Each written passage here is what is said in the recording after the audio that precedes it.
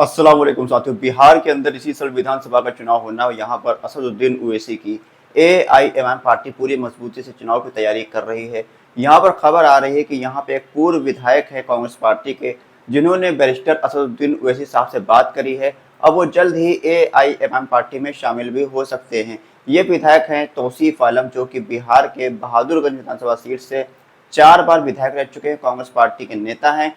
और उनकी बात हुई है बैरिस्टर असदुद्दीन ओवैसी साहब से। ऐसा दावा किया है अख्तुल इमान, जो कि एमआईएम पार्टी के प्रदेश अध्यक्ष हैं। एक रिपोर्टर ने जब अख्तुल इमान साहब से पूछा कि तौसीफ आलम एमआईएम पार्टी में शामिल होंगे, ऐसी चर्चा चल रही है, तो अख्तुल इमान साहब ने जवाब में कहा कि हाँ, ऐसा सुना तो हमने भी है। हमारे कौमी सदर बैरिस्टर असदुद्दीन ओवैसी साहब से उनकी बात हुई है। अब आने वाले दिनों में देखना होगा क्या होता है। ऐसे में चर्चा तेज है कि यहाँ पर तौसीफ आलम एमआईएम पार्टी के बहादुरगंज विधानसभा सीट से प्रत्याशी हो सकते हैं। एआईएमआईएम पार्टी उनका प्रत्याशी बना सकती है। हालांकि उनकी असदुद्दीन ओवैसी साहब से क्या बात हुई है, इसको लेकर कोई भी बयान अख्तुल इमान साहब ने नहीं दिया। लेकिन यह साफ बात जो है जाहिर सी दिख रही है कि यहाँ पर तौसीफ आलम एमआईएम पार्टी में शामिल होना चाहते हैं, एआईएमआईएम पार्टी का टिकट लेना चाहते हैं। बिहार के 2025 के विधानसभा चुनाव में एमआईएम पार्टी के प्रत्याशी बनकर बहादुरगंज विधानसभा सीट से चुनाव लड़ना चाहते हैं। बहादुरगंज के अंदर अगर बात करें तो यहाँ पर पिछले बार असदुद्दीन ओवैसी की एआईएमआईएम पार्टी ने जीत हासिल करी थी। अंजार नईमी एमआईएम पार्टी के प्रत्याशी थे, उन्होंने जीते थे। वहीं तौसीफ आलम जो 4 बार विधायक रह चुके थे, उनको इस बार हार का सामना करना पड़ा था, वो कांग्रेस के प्रत्याशी थे।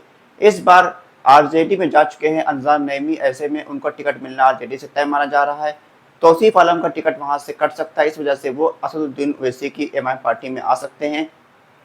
हालांकि कई बार असदुद्दीन ओवैसी और एमआईएम पार्टी की तौसीफ आलम जो हैं वो हिमायत भी कर चुके हैं, काफ़ी तारीफें कर चुके हैं, और उन्होंने महागठबंधन में एमआईएम पार्टी को शामिल करने का प्रस्ताव भी रखा था। अब यहाँ पर देखना होगा कि एमआईएम पार्टी में कब शामिल होंगे, क्योंकि चुनाव तो नज़दीक है। चुनाव के आते वक्त यहाँ पर तौसीफ आलम एमआईएम पार्टी में शामिल होंगे और तब जाकर एमआईएम पार्टी उनको टिकट देगी, वो चुनाव लड़ पाएंगे। लेकिन ये चीज़ इतनी आसान नहीं है, क्योंकि एमआईएम पार्टी के जो कार्यकर्ता पुराने नेता हैं वो ये नहीं चाहते हैं कि तौसीफ आलम को एमआईएम पार्टी अपना प्रत्याशी बनाए, क्योंकि एमआईएम पार्टी पिछले बार धोखा खा चुकी है। इस बार एमआईएम पार्टी अगर धोखा खा जाएगी तो बिहार के अंदर एमआईएम के लिए बहुत ज़्यादा मुश्किलों का सामना करना पड़ सकता है। ऐसे स्थिति में यहाँ पर तौसीफ आलम जो कि एमआईएम पार्टी के टिकट लेना चाहते हैं, उनको एमआईएम पार्टी के कार्यकर्ताओं से ही विरोध का सामना करना पड़ सकता है। बिहार के अंदर एमआईएम पार्टी के पास सीमांचल के इलाके में काफ़ी मजबूत वोट बैंक है और यहाँ पर एमआईएम पार्टी काफ़ी अच्छा वोट भी पाती रही है। बहादुरगंज के अंदर एमआईएम पार्टी लगातार 3 बार ऐसे चुनाव रहे हैं जहां पर एमआईएम पार्टी को सबसे ज्यादा वोट मिला है। पहला चुनाव था 2019 का लोकसभा चुनाव, जहां पर अख्तुल इमान लोकसभा के प्रत्याशी थे। उस वक्त एमआईएम पार्टी को बहादुरगंज विधानसभा सीट पर सबसे ज्यादा वोट मिला था।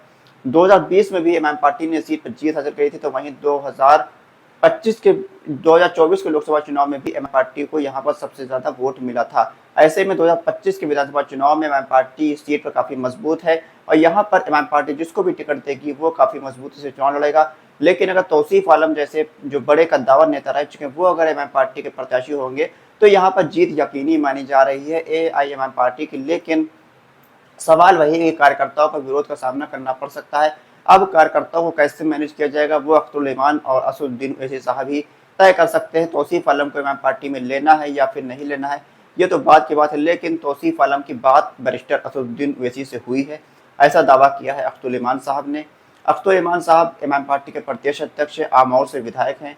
उनको लेकर भी चर्चा है कि वो भी कोचा धामन से चुनाव लड़ सकते हैं। इस बार आमौर से हो सकता है न लड़े चुनाव, लेकिन ज्यादातर लोगों का कहना है कि वो आमौर से ही चुनाव लड़ेंगे।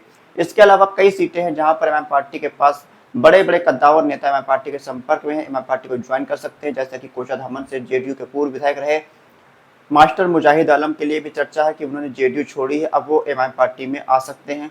इसी के साथ बायसी के पूर्व विधायक और पूर्व मंत्री रहे हाजी अब्दुल सुबहान भी को लेकर भी चर्चा चल रही है कि वो भी पिछले दिनों असदुद्दीन ओवैसी साहब की तारीफ कर रहे थे। उनको लेकर भी चर्चा हो रही है कि वो भी एआईएमआईएम पार्टी में शामिल हो सकते हैं। अब यहाँ पर एमआईएम पार्टी में 3 ऐसे पूर्व विधायक जो शामिल हो सकते हैं, लेकिन एक विधायक ऐसे जिनकी चर्चा हुई है, जिनकी बात हुई है बैरिस्टर असदुद्दीन ओवैसी साहब से।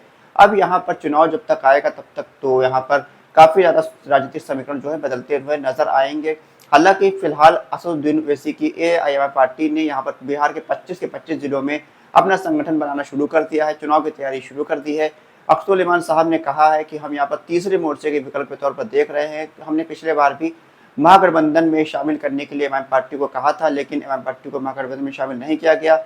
इस बार भी हम कह रहे हैं, लेकिन महागठबंधन हमको शामिल नहीं कर रहा है, इसलिए हम तीसरे विकल्प के तौर पर तीसरा मोर्चा बनाना चाहते हैं। छोटे दलों से हमारी बात चल रही है। अब यहाँ पर देखना होगा एमआईएम पार्टी किन पार्टियों के साथ गठबंधन करती है और कौन कौन से ऐसे बड़े नेता हैं जो पूर्व विधायक रह चुके, मंत्री रह चुके, वो एमआईएम पार्टी में शामिल होते हैं। आप अपनी राय कमेंट बॉक्स में जरूर बताइए कि एमआईएम पार्टी बिहार के अंदर क्या जो पूर्व विधायक लोग एमआईएम पार्टी में शामिल होना चाहते हैं उनको एमआईएम पार्टी को टिकट देना चाहिए या फिर अपने पुराने कार्यकर्ताओं को टिकट देना चाहिए। अपनी राय कमेंट बॉक्स में लिखें और जरूर बताएं। खुदा हाफिज।